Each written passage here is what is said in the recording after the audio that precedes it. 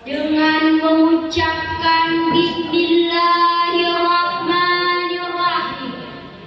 Assalamualaikum warahmatullahi wabarakatuh. Assalamualaikum warahmatullahi wabarakatuh. Alhamdulillah. Wassalatu wassalamu ala Rasulillah wa ala alihi wa sahbihi wa mawala. Amma ba'd. Dewan Hakim yang kami muliakan, serta para hadirin dan teman-teman yang kami hormati. Merah putih indah berkibar, melambangkan kuatnya semangat perjuangan bangsa. Kaum hadirin sekalian, apa kabar? Sehat? Alhamdulillah. Masyarul muslimin rahimakumullah. Pada kesempatan kali ini, izinkanlah kami untuk menyampaikan satu syarahan yang berjudul Nazim Syariat di Amro Maksiat. Kaum muslimin yang dirahmati oleh Allah, untuk mencium aroma maksiat, Anda tak perlu ke Batam, tak usah ke Bali, Jakarta, Surabaya atau Bandung, tapi cukup di Aceh saja. Aceh memang negeri syariat, tapi maksiatnya nomor satu. Di antara desahan penduduk syariat, rakyat bermaksiat dia di tengah-tengah majikan bersemi. Mulai dari yang berdasing hingga wong cilik yang tak lagi merasa risau. Aceh jadi lelucon nasional. Yang lebih menyakitkan lagi, seakan hukum syariat hanya untuk mereka yang melarat. Hari ini dunia modern telah meracuni otak kaum muda.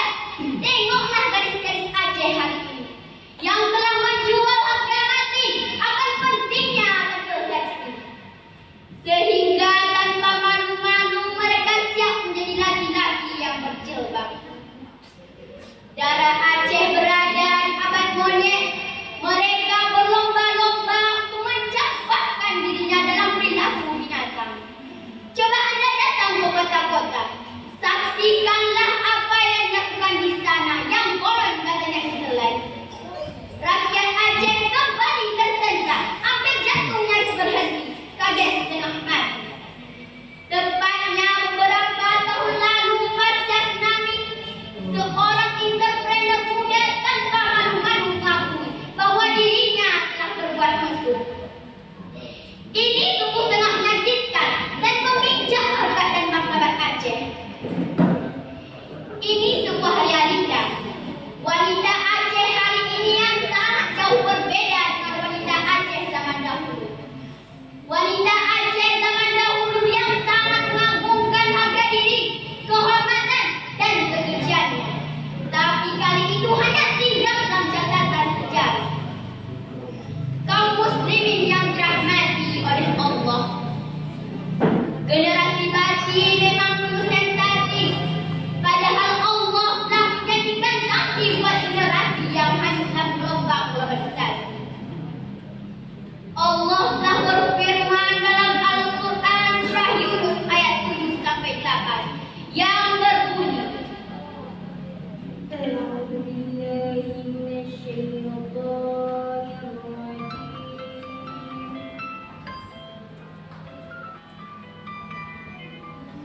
Bismillah. Đâu? Kakak, bawa baik.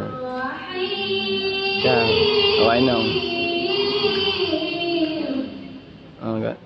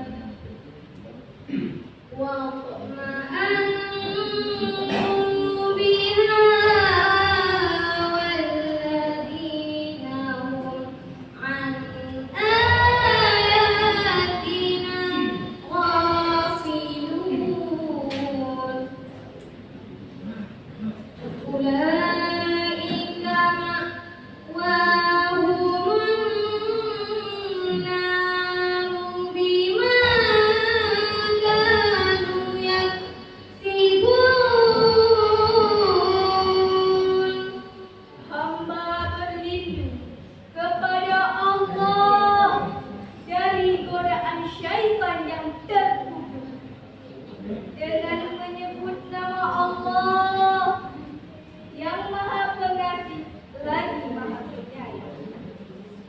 Sesungguhnya orang-orang yang tidak mengharapkan, tidak percaya akan pertemuan dengan kami dan merasa puas dengan kehidupan dunia dan serta merasa tentram dengan kehidupan ini.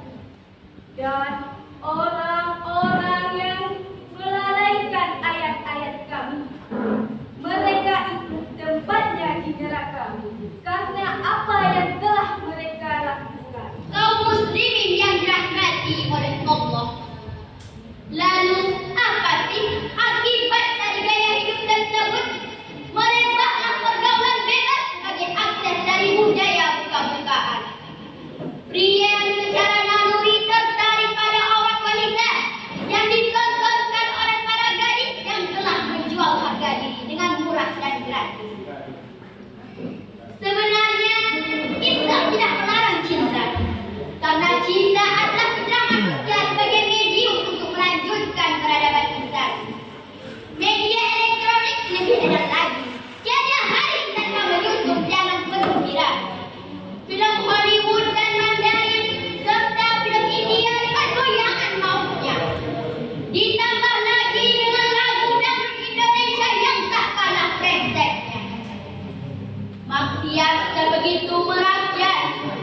Apakah Allah membiarkan budi mulia undang ulama dan negeri para syuhada ini terus bergelimang dengan dosa? Ternyata tidak, saudara-saudara. Tsunami adalah bonus atas maksiat kita yang sukses, sehingga rapor dosa kita mendapat nilai 9. Tsunami hadir bukan karena diundang oleh personel grup band yang berpesta di pinggir pantai pada tahun 2004. Tapi tsunami hadir karena dosa kolektif dan dosa gadis-gadis yang tampil tegas dengan busana jahiliyahnya. Kaum muslimin yang dirahmati oleh Allah, menyaksikan fenomena Aceh hari ini, malaikat pasti menangis dan iblis pasti bersukaria. Gaya hidup mereka bergempalan jadi botak dan ibu bapak jelas tak berdaya. Segitu marahkah mereka kini? Jawabannya triple yes. Bila Anda menentukan kami, itu hak Anda. Tapi kami akan menghidangkan ke hadapan Anda sejuta bukti segoni fakta. Kalau dunia masih belum percaya juga, marilah kita membuka telinga untuk menyaksikan episode versi remaja Aceh hari ini. Yang pertama, remaja Aceh kehilangan spirit agama. Ayo kita ke masjid pada hari Jumat atau pada majelis-majelis taklim lainnya. Lalu hitung berapa banyak mereka yang hadir di sana. Lalu bandingkan ketika grup band musik Nawa, Niji, Ungu, Cherry Bell, dan Dream bikin konser di Melabu. Jalanan pasti macet, tiket jelas tak tersisa. Pengunjung membludak, bahkan ada yang mati karena rejak injak. Ini realita. Tapi kalau masalah agama, dakwah yang seharusnya mereka ikuti tanpa acuh tak acuh.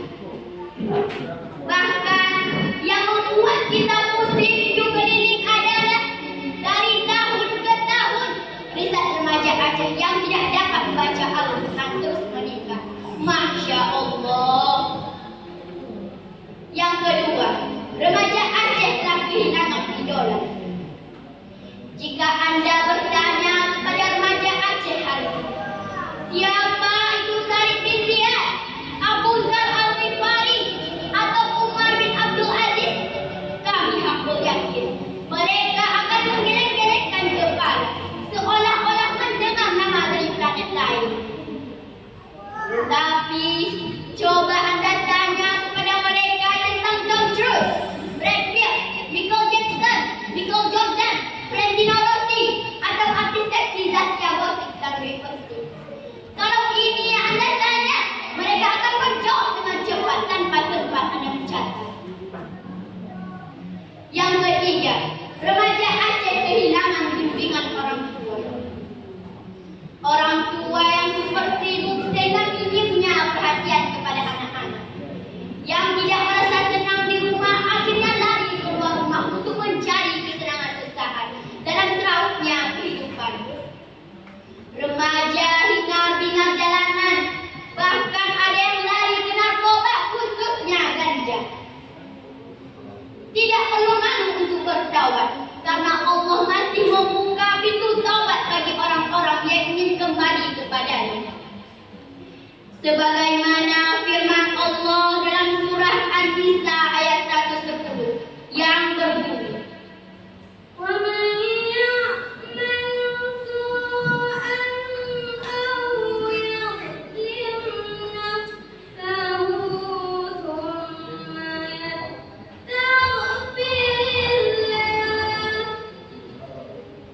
ثُمَّ يَسْتَغْفِرِ اللَّهَ يَجِدِ اللَّهَ غَفُورًا رَحِيمًا. صَدَقَ اللَّهُ الْعَظِيمُ. Dan barang siapa yang berbuat kejahatan dan menzalimi dirinya sendiri, kemudian dia bertaubat, memohon ampunan kepada Allah, niscaya ia mendapatkan. Allah Maha Pengampun lagi Maha Penyayang. Maha benar Allah atas segala firman. kaum muslimin yang dirahmati oleh Allah. Lalu bagaimana dengan ganja? Pernahkah Anda melihat pecandu ganja lalu ia cerdas seperti Thomas Alva Edison, Albert Einstein, atau alim bagaikan Imam Syafi'i? Yang gila banyak. Aceh gudang ulama dan Aceh penghasil utama ganja. Mungkin 10 tahun ke depan, rumah sakit jiwa akan dipenuhi oleh remaja-remaja yang hari ini bermanja-manja dengan ganja. Kaum muslimin yang dirahmati oleh Allah, masa depan Aceh ada pada tangan remaja. Akan bagaimanakah wajah Aceh puluhan tahun ke depan? Remajalah jawabannya. Akankah kita biarkan remaja Aceh terus-menerus terapung lautan maksiat, dihantam oleh ombak dosa? Haruskah kita menonton negeri ini menjadi kota iblis dengan penjabat yang bermental penjahat? Tidak, saudara-saudara. Tiada daya bagi kita, janji